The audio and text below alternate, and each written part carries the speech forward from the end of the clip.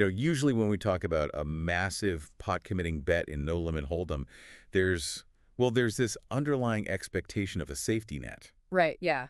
Like you want to have an out. Exactly. You want to be bluffing with a hand that at least has some kind of backdoor potential, right? Like a gut shot straight draw, a flush draw, maybe even just bottom pair. Oh, for sure. Something where if things go terribly wrong, you can still catch a card. Yeah, something where if you get completely caught with your hand in the cookie jar and your opponent calls, the poker gods might still just, decide to bail you out on the river with a miraculous out. It's comforting. It is. We like having a plan B. Ugh. We like knowing our money isn't just floating out there on a pure, unadulterated prayer. I mean, it's the whole concept of equity realization, really. You want that backup plan because the game is just inherently volatile. Totally. In theory, you're looking for hands that can actually improve so that your bluff isn't relying 100% on fold equity. Yeah. You want card equity, too. All right, you either hiss your out or you don't, but having the out makes the bet mathematically digestible. Yeah, exactly. But then, you step into the world of elite, high-stakes, online cash games, and suddenly that safety net is completely gone. It vanishes. It really does. We're looking at a strategic landscape today that honestly flips that entire logic completely on its head. It's super counterintuitive. That's the perfect word for it. Because here is the most counterintuitive thing a highly profitable 200 no-limit player does.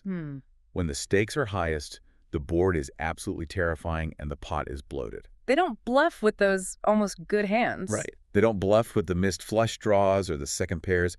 They bluff with the absolute worst stone bottom garbage in their entire range. Which is wild. But what's fascinating here is just how deliberate that choice actually is. It's not a punt, you know? Not at all. It's not tilt. It is a highly calculated, mathematically precise exploit.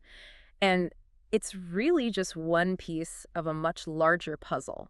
Okay, let's unpack this. Welcome to the deep dive. Today, our mission is to take you, the dedicated online cash player, grinding the 100 NL to 500 NL streets, directly inside the real-time brain of an elite professional. Yeah, we're pulling directly from the Avery PlayItSmart session notes for this one. Which is such a goldmine. We aren't looking at pristine, vacuum-sealed solver simulations today. We are looking at real, raw, exploitative poker strategy. While this professional is simultaneously multi-tabling 3 highly competitive 200 NL tables, no less. Which is insane bandwidth. We're talking about reading opponents in split seconds, weaponizing bet sizes, and leveraging the psychology of the player pool to absolutely crush this specific stake level. And honestly, that multi-tabling environment is exactly where this whole process starts. At 200 NL, you're dealing with a massive constant influx of information. Oh yeah, it's overwhelming. If we connect this to the bigger picture, the game actually begins before the cards are even dealt. Avery isn't just looking at his whole cards, right? He is constantly scanning the digital environment to organize the chaos. So he's tagging players right away. Instantly. Every single opponent is instantly tagged and categorized, and that initial tag dictates the entire playbook he uses against them. Right, it's like sorting the mail before you even open the envelopes. You aren't playing the cards yet, you're playing the player tag. I like that analogy. The source material gives this incredible example of context clues. Avery notes an unknown player sitting at his table. Yeah, no HUD stats at all. Right. Now, a lot of break-even grinders see an unknown player with no stats, no VPIP, no pre-flop raise percentages, and they just play standard default theory against them until they get a sample size. Which is a mistake. But Avery looks deeper. He sees it's an Asian account on GG Poker.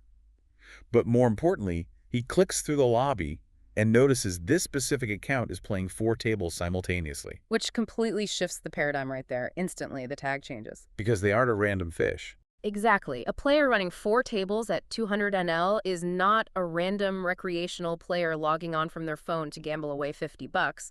That table count is the ultimate metric for competence and attention. So he tags him as a reg. Yeah, Avery immediately categorizes this unknown as a disguised regular, likely using a VPN to hide their true identity and long-term statistics from the rest of the regular pool. That is such a crucial read. Because if you treat a multi-tabling VPN reg like a clueless whale, you are going to get absolutely destroyed. Oh, they'll eat you alive. But let's flip that for a second. What if the context clues go the other way? How does Avery adjust when he spots someone who is only playing a single table? Well, this raises an important question about mental bandwidth. A player on a single table has all their attention focused on one game. Right. But in the modern online ecosystem, a professional is never playing just one table of 200 NL. Therefore, Avery treats a single tabling unknown as a recreational player by default. Makes sense. And because of this, he implements a totally different sizing strategy. He abandons standard solver-approved bet sizes and uses highly exploitative non-standard sizings. Because the recreational player doesn't know the difference. Exactly. They aren't sitting there calculating pot odds to the decimal point, analyzing whether a 33% pot bet offers them the correct implied odds to continue with a gut shot. No, not at all. They just look at the absolute dollar amount and think, can I afford to call 20 bucks right now? Precisely. They are playing their cards and the absolute dollar amount, not the mathematical ratios. But this profiling goes way deeper than just adjusting your bet sizes. It alters the whole attack plan. It completely alters how you attack their specific ranges. Let's look at the foundational logic of how a recreational player, a quote-unquote fish, constructs their checking range. Okay, let's do it. The source highlights a glaring leak here. Fish just do not protect their checking ranges. Okay, let's break down what protecting a checking range actually means for you listening, who might be familiar with the term but maybe a bit hazy on the actual mechanics. Sure. I always think of it like a military front line. If you take every single heavy artillery unit, all your top pairs, your sets, your massive draws, and put them on the absolute front line by betting them every single time, what happens to your rear guard? It's empty. Right. If you check, your opponent knows with absolute certainty that your rear guard is completely empty. You have zero heavy artillery back there. That's a brilliant analogy because in poker theory, if you bet 100% of your strong hands and check 100% of your weak hands, your strategy is utterly transparent. You're an open book. Right. A good, balanced regular will actually protect their rear guard. They will intentionally check a strong hand like top pair, top kicker, or maybe a nut flush draw, specifically so that when they check, their opponent can't just assume they're weak. They keep some heavy artillery in the back. Exactly. But recreational players simply do not do this. They lack the discipline. When they have a good hand, they get excited and they bet. When they have a bad hand, they check. It's basically a white flag. They check and they're practically screaming, I have absolutely nothing. Please let me see the next card for free. Yeah, pretty much. So what is the professional response when Avery sees that white flag from a tagged recreational player? The professional response is to ruthlessly attack. Avery's internal note is to literally just blindly barrel. Blindly, so he doesn't even care about his cards. You don't even need a good hand to bet into them. Your own hole cards almost don't matter at all. You are betting against the structural weakness of their strategy. Wow. Because their range is entirely unprotected and heavily weighted toward weak hands that will just fold to aggression. You just fire chips at them. You are exploiting their tendency to fold rather than relying on the strength of your own cards. Here's where it gets really interesting, though. Because, I mean, it's easy to pick on the recreational players. We all know they make massive structural mistakes. True. But the regulars, the grinders who are studying solvers, using HUDs, and trying to play theoretically sound poker, they have their own distinct leaks too, don't they? Oh, they absolutely do. And sometimes those leaks are actually caused by their attempts to play perfect poker. Yes. And the leaks of a 200 NL regular are often rooted in a misunderstanding of balance combined with human fear. Okay, tell me more.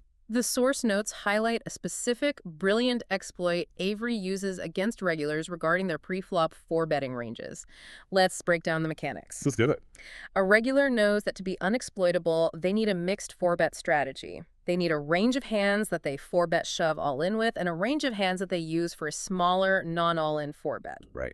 This smaller 4-bet range is supposed to contain a healthy mix of premium value hands and well-selected bluffs. Right, like you want a small 4-bet with aces and kings to induce action, but you also want a small 4-bet with hands like ace-5 suited as a bluff, so your opponent can't just fold every single time you raise. Yeah. You have to balance the scales. Exactly.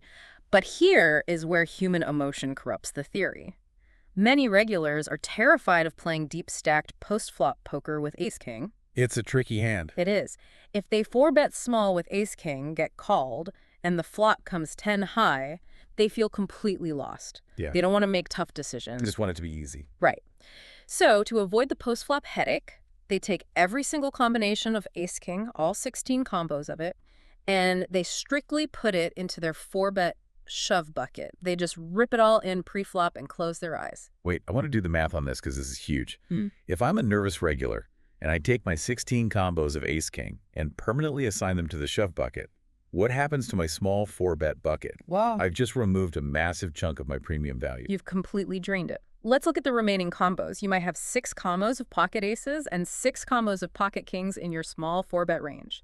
That's 12 value combos. But remember, to stay balanced, you included bluff combos earlier. Maybe you have 12 combos of suited ace-wheel cards that you are small 4-betting as a bluff. Oh man, I see the disaster unfolding here. It's bad. Because if you kept ace-king in that small 4-bet range, you'd have 28 value combos balancing out your 12 bluff combos. That's a strong value-heavy range. Exactly. But by ripping the ace-king all in out of pure fear, your small 4-bet range is now suddenly 12 combos of value and 12 combos of bluffs. It's a 50-50 split. Yep. It is mathematically way too bluff-heavy. Precisely. They have accidentally unbalanced themselves through fear. They tried to protect themselves from tough post-flop decisions, and in doing so, they left the back door wide open. So how does Avery punish that? Avery spots this tendency. He looks at their 4-bet sizing, cross-references it with his profile of them as a tight regular, and mathematically deduces that their small 4-bet range is totally saturated with bluffs. So he ruthlessly attacks it. He just goes after them. He 5-bet jams on them, or he floats them aggressively post-flop, knowing their range is artificially weak. It's incredible.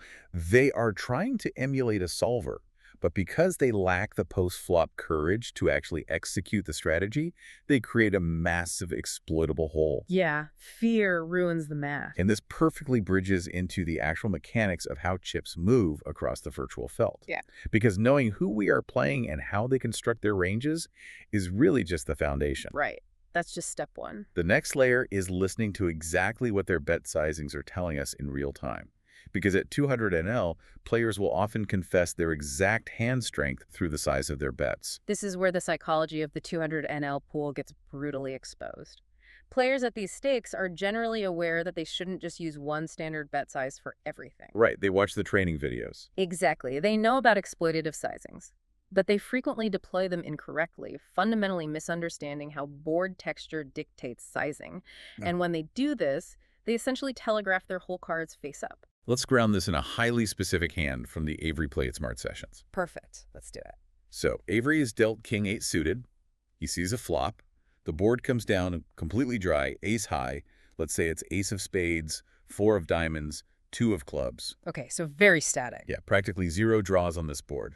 The opponent in this hand decides to go for a check raise, but they choose a suspiciously tiny sizing. It's like a min raise or just slightly above. Interesting. And then on the turn, the board pairs the 2, and the opponent follows up with another tiny, almost insignificant bet. Why does this exact sequence trigger a flashing red light in an elite professional's brain? Well, to understand why this is a massive red light, we have to look at what a true value hand actually desires on a static, dry board like that. Okay, lay it out. Imagine you are the opponent. You hold a monster. You flopped a set of 4s, or maybe you have ace-king.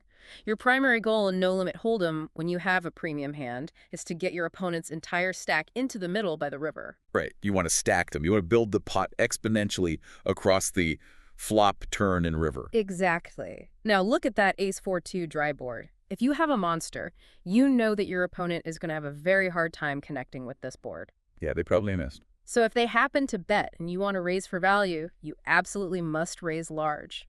You have to inflate the pot right then and there, because there are no scare cards coming to build the pot for you later. There's no flush draw going to come in that makes them shove. Exactly. A tiny microscopic check raise completely contradicts the mathematical desires of a strong value hand. It fails to build the geometric growth required to actually play for stacks. So if they aren't trying to build the pot for a monster, what on earth are they doing with that tiny raise? They are caught in no man's land. They are terrified, but they feel obligated to take aggressive action. The small sizing, combined with that dry board texture, confirms with near 100% certainty that the opponent's range is worse than 2-pair. Wow, so you can just cap right there. Instantly. They likely have a weak top pair, like ace-7, or maybe just a stubborn middle pair. They are trying to do one of two things here. Which are? They are either trying to freeze the action by seizing the betting initiative cheaply, hoping Avery just calls so they can check down the river for a cheap showdown, or they are making a desperate blocking bet with weak equity, trying to set the price of the turn card before Avery can bet a larger amount. It's literally a confession. They are screaming, I don't have a monster, I don't want to play a big pot, please don't hurt me. Basically, yeah. So how does Avery counterattack this? Keep in mind, Avery is holding King 8.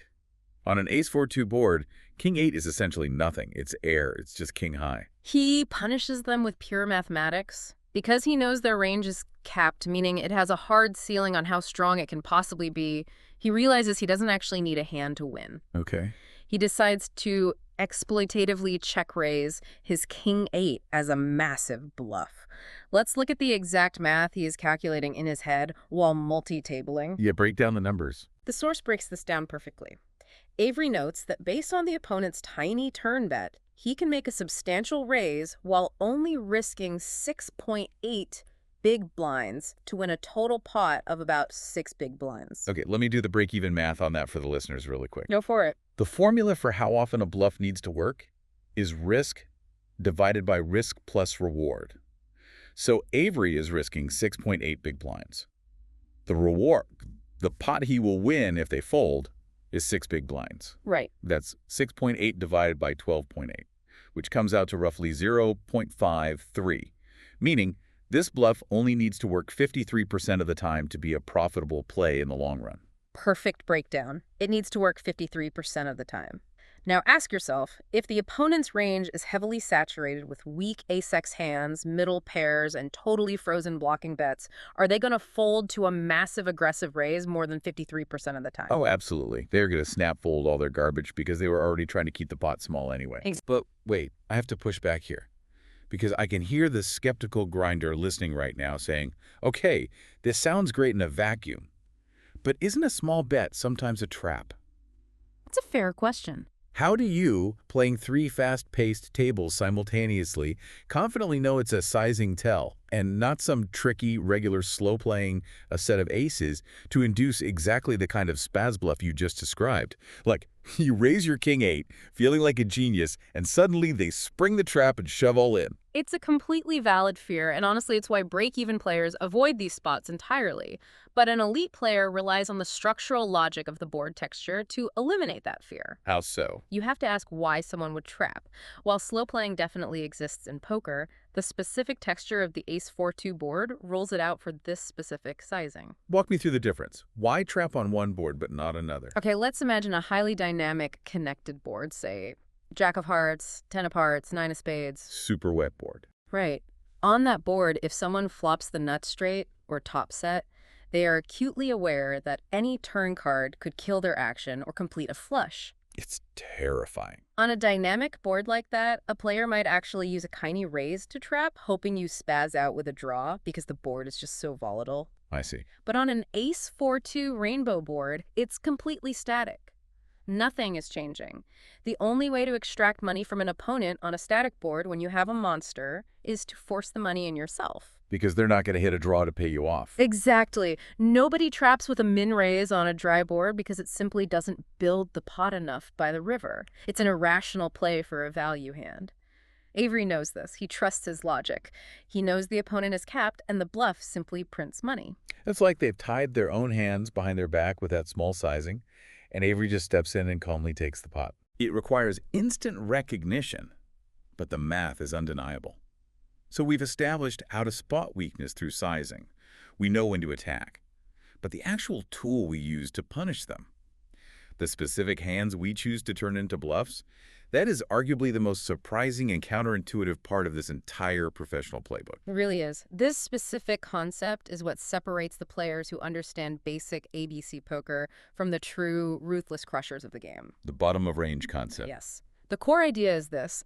When you are in a massive river spot and you need to find a bluff, 19 times out of 20, the absolute weakest, most pathetic hand in your specific line makes the best possible bluff. Okay, we teased this in the hook of the show, and I want to dive deep into it right now. Let's look at the pivotal ace-jack hand from the source material. Walk us through the setup of this hand, because when I read the analysis, it honestly broke my brain a little bit. The setup is everything here. So Avery's holding ace-jack.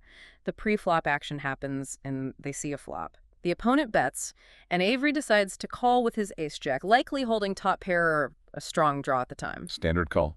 The turn comes, the opponent bets again, Avery calls again, but by the time they reach the river, the board has run out in an absolute nightmare scenario for Avery.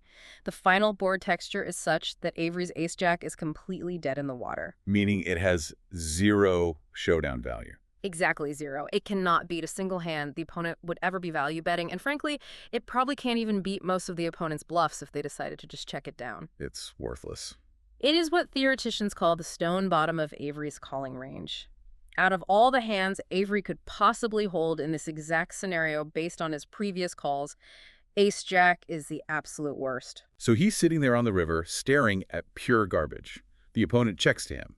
Now, 99% of players in this spot just sigh, feel slightly annoyed that they chased their hand and missed, hit the check fold button, and move on to the next table. What does Avery do?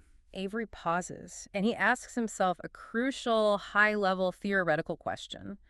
How do I ever have a worse hand than this to actually bluff shove? Wow. He realizes that precisely because his hand is so incredibly weak, it becomes the mathematically perfect candidate to push his entire stack into the middle as a bluff. Okay, slow down. I need you to explain the WHY here. Yeah. Why does having absolutely 0 showdown value make a hand the perfect candidate to shove? If my hand is worthless, shouldn't I just give up? It all comes down to the mechanics of combinatorics, specifically the concepts of blockers and unblockers. When you decide to bluff the river, what is your primary objective? To get him to fold. It's not to show your cards right. Your objective is to make your opponent fold. You want them to look at their hand, look at the board, look at your massive bet, and decide that their hand is not strong enough to call. Right. I want them to hit the muck. Okay, so think about what cards your opponent needs to hold in order to fold. You want them to be holding marginal hands, weak pairs, missed draws, mid-strength bluff catchers. Stuff they can't call a shove with. Exactly. If you hold a hand with absolutely 0 showdown value, like the ace-jack in this spot, it means you do not hold any of the cards that your opponent would use to call you. But more importantly, you perfectly unblock the hands you want them to fold. Let me make sure I'm visualizing this correctly. Let me try an analogy. Go for it. It's almost like a suspect in a police interrogation, using an alibi so absurdly bad, so full of holes, that the detectives actually start to believe them. Because the logic is, if they were actually lying and trying to deceive the police, they would have invented a much better story. The absolute garbage hand is the best bluff because it doesn't interfere mathematically with the opponent holding the exact cards that are weak enough to fold to pressure. That is a phenomenal analogy. Let's look at the math of a bad bluff to contrast it, just to be clear. Yeah, give me a bad bluff. Imagine you missed a flush draw. You hold the king and queen of hearts, and the board has 3 spades. You decide to bluff. That is a mathematically inferior bluff compared to the ace-jack. Why? Because you are physically holding the king and queen of hearts. Those are 2 cards that your opponent could have held as a missed draw themselves, a hand they would instantly fold to a bet. Oh, I block their folding range. Exactly. By holding those cards yourself, you reduce the number of combinations in the deck where your opponent has a missed flush draw. Therefore, mathematically, it becomes slightly more likely that your opponent holds a strong completed hand that will call your bluff. That makes so much sense. But with ace-jack, the stone bottom, absolute air, you aren't blocking any of their missed draws. You are unblocking their folding range. That makes total sense from an exploitative combinatorial standpoint. Yeah. But I have to bring up the solvers. Okay. Because the grinders listening to this, you study GTO. Doesn't poker theory dictate that you need a balanced bluffing range? A solver usually picks bluffs that specifically block the nuts. Right? Usually, yeah. It says, bluff with the ace of spades so the opponent can't have the nut flush. It doesn't just say, shove your absolute worst garbage. And this is exactly where elite exploitative play diverges from pure theoretical play. A solver operates under a very specific assumption. It assumes the opponent is a perfectly balanced machine. Which they aren't. Right. It assumes the opponent will mathematically defend their range perfectly, calling with the exact right frequency of bluff catchers, regardless of how scary the board looks. But in reality, at 200 NL, you are not playing a solver. Humans are sitting behind those screens, and humans feel psychological pain. Right. Humans get scared of losing a whole buy-in. Exactly. Let's say you shove that river. Your human opponent is sitting there with a hand like ace-king, maybe king-queen, or maybe even an overpair like pocket aces on a very coordinated, scary board. Your goal is to make them fold hands that actually beat you. Get them to hero fold. The solver might calculate, you cannot bluff shove here because the equilibrium strategy dictates the opponent will call with ace-king 40% of the time. But Avery isn't playing equilibrium. No, he's exploiting. Avery knows that a 200 NL regular, stressed from multi-tabling, will look at a massive river overbet shove, panic about all the potential straights and two pairs on the board, and fold their ace-king. They fold because they assume nobody in the 200 NL pool is crazy enough to risk 100 big blinds with absolute air. They assume you must have the nuts, so they hero fold their top pair.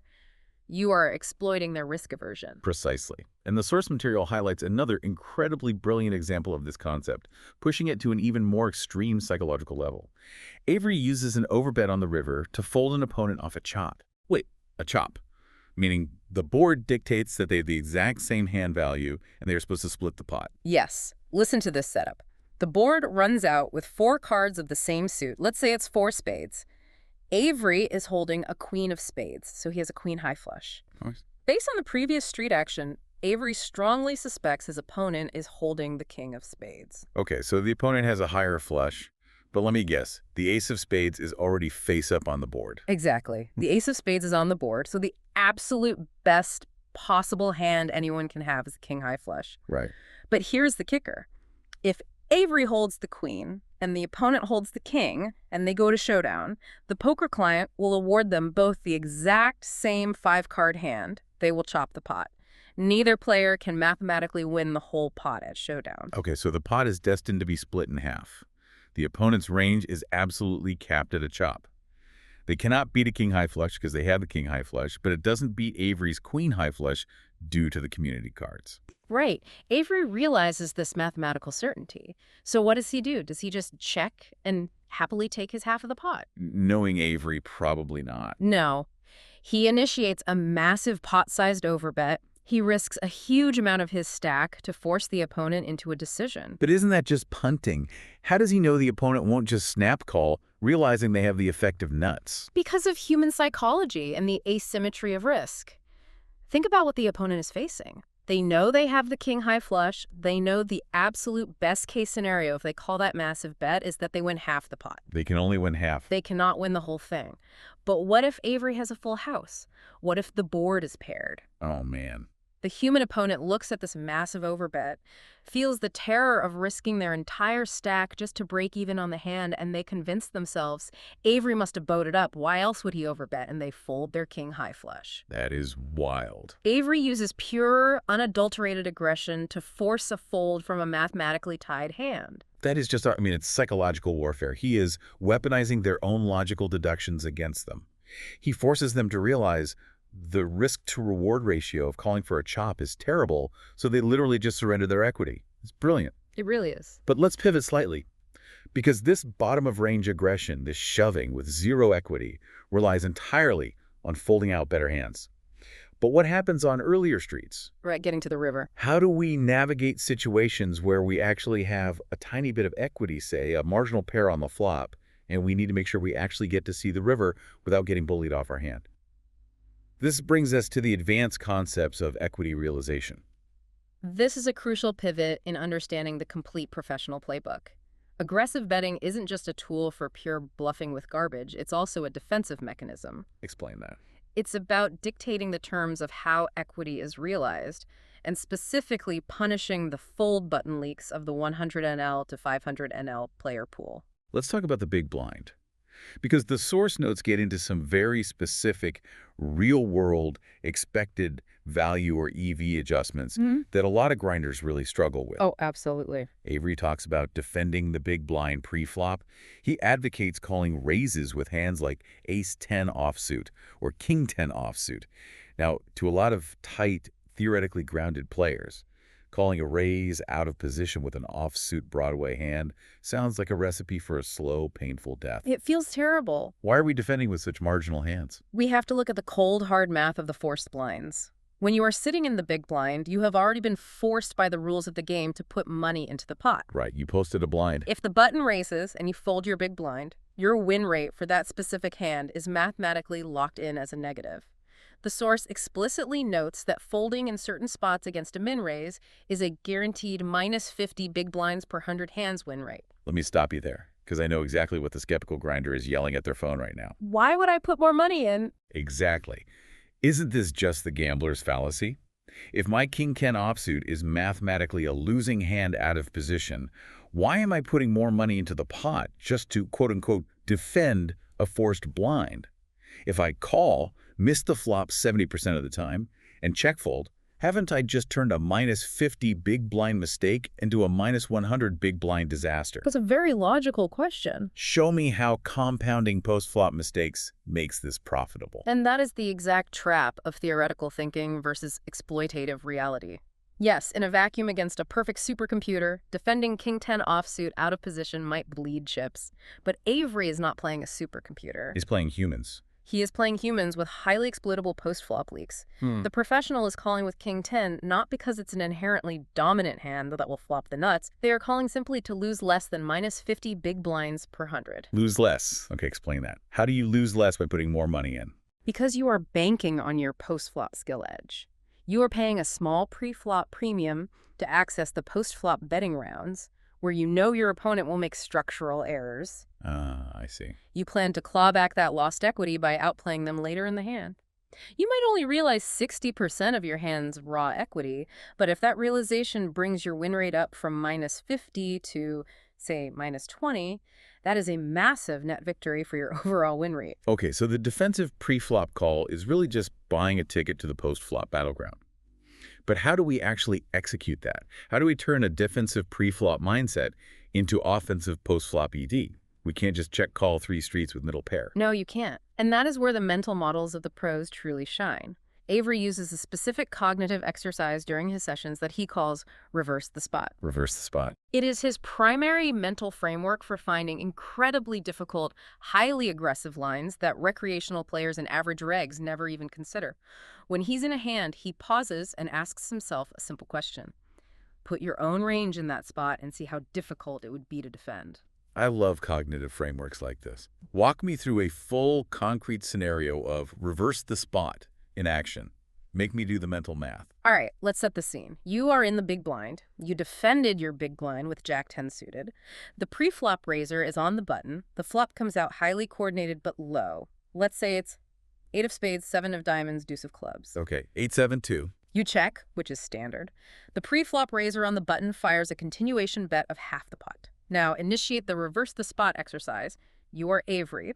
You look at that 8-7 deuce board, and you imagine you are the pre-flop raiser on the button. What does your range look like? If I'm the button raiser, my range is extremely wide. I have big aces, king, queen, maybe some big pocket pairs, but mostly overcards that totally miss this 8-7 deuce board. Exactly. Now, imagine you're holding ace-king on that board. You fire your standard c-bet, and suddenly the big blind check raises you massively. How does that feel? It feels awful. Yeah. It's a nightmare. I have 8s high, no draw, and I'm facing immense pressure on a board that smacks the big blind's defending range. I would hate it. I would instantly fold. And that realization is the trigger. Empathy is weaponized here. If Avery realizes that he would absolutely hate to face a raise in that spot, that is the exact mathematical indicator that he must raise his opponent. Oh, wow. He doesn't need to look at a solver. He feels the potential discomfort of the position, and then he inflicts that exact discomfort onto his opponent. He check raises his Jack-10, suited as a semi-bluff, knowing the button's range is saturated with overcards that will be forced to fold. That is brilliant. You are weaponizing their lack of connection to the board. And this logic leads to some of the most unorthodox plays in the game, right? The source material mentions the donk shove. Yes, the donk shove. Let's explain what a donk bet is first, for context. Traditionally, betting out of flow, meaning leading out with a bet into the pre-flop aggressor before they have a chance to act, is considered a donk bet. It's historically been seen as a sign of a weak recreational player who doesn't understand position. Historically, yes. It's frowned upon in basic ABC strategy because it voluntarily surrenders the informational advantage of checking to see what the aggressor wants to do. You want them to c-bet so you can gather data. Right. But an elite player like Avery takes this quote-unquote bad concept and refines it into a high-level exploit. He uses the donk shove specifically on scary river cards. Set that up for me. When does a dumb shove actually make mathematical sense? Imagine a hand where Avery has been check calling on the flop in the turn. He looks like a player holding a marginal hand, just hanging on for dear life. The opponent has been the aggressor, firing barrels. Then the river brings an absolutely terrifying card. Like a flush completing card. Exactly. Let's say the board was 9-8-4-2, and the river is a queen that completes a potential flush draw. Now, standard play says Avery should check again. Right. Check to the razor. Let them decide if they want to bluff or check back. But if Avery checks, he gives the opponent a massive luxury, the luxury of a free showdown. If the opponent was bluffing with ace-king, or has a marginal pair like pocket tens, they are thrilled. They will check behind, take their free showdown, and realize whatever equity they have. They get to see the cards for free. Avery doesn't want to give them that luxury. So instead of checking, Avery open shoves his entire stack into the middle on that queen. That is the donk shove. Good Lord. What does that actually accomplish structurally? It violently denies the opponent's equity realization. By donk shoving, Avery takes a player who is comfortably planning to check back and see a cheap showdown and suddenly forces them to make a decision for their entire stack on the scariest card in the deck. Oh, that's brutal. He leverages the scare card to instantly deny them the realization of their marginal hand value. He takes the initiative away from the aggressor at the exact moment they feel most vulnerable. It is breathtaking aggression. It's literally taking the steering wheel out of their hands at 100 miles per hour. But executing something like a river donk shove requires perfect timing, incredible opponent profiling, and a deep understanding of table history. Which is everything at these stakes. Which brings us seamlessly to our final major topic today.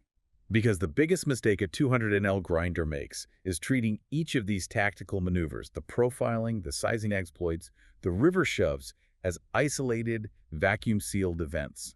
They aren't.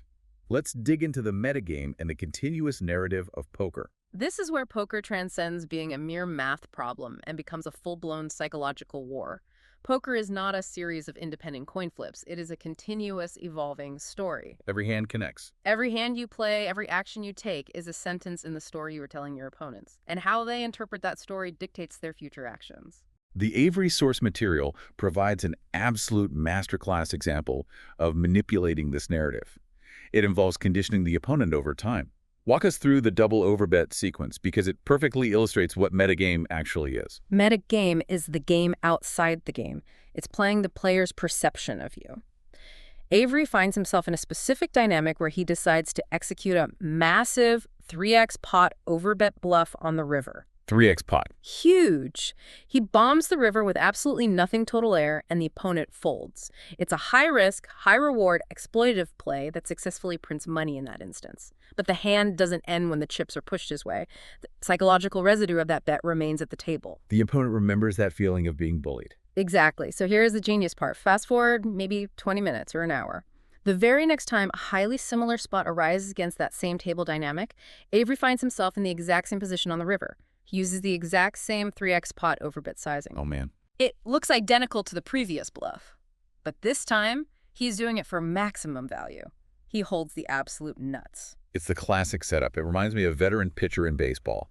You don't throw a 100-mile-per-hour fastball just to get a strike on that one specific pitch. No, you're setting them up. You throw the fastball so that you condition the batter's eyes to that speed, so that when you throw the 80-mile-per-hour changeup on the exact next pitch, the batter's brain calculates the speed wrong, and they swing 3 seconds too early. Yes.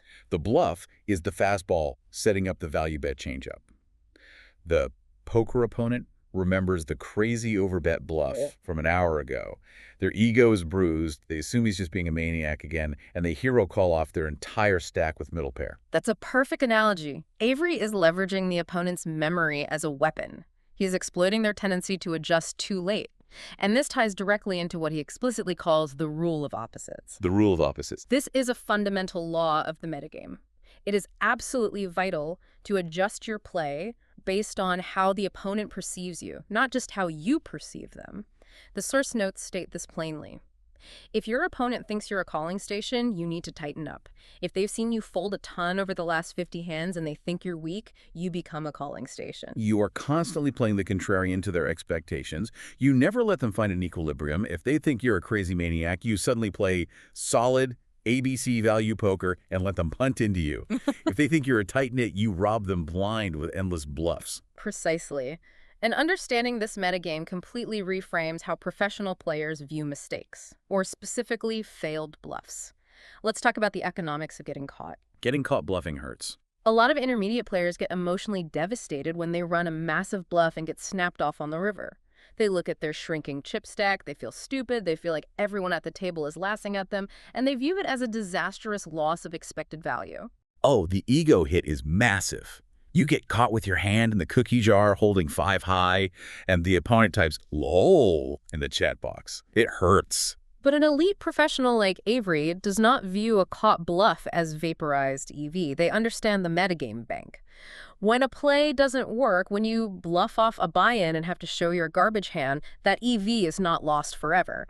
It is simply deposited into the metagame account. You have essentially purchased a table image. You bought an advertisement. Exactly. Because you got caught making a crazy bluff, that specific opponent and everyone else paying attention now permanently tags you in their mind as a maniac capable of reckless punts. And what does that do for you? It allows you to massively widen your value range against those specific players for the rest of the session. You can now value bet much thinner, meaning you can bet for value with slightly weaker hands than you normally would, like second pair or thin top pairs, because you mathematically know they're going to call you down extremely light, desperately trying to catch you bluffing again. The failed bluff is literally just a marketing expense for your future value hands. It's an investment in your table image.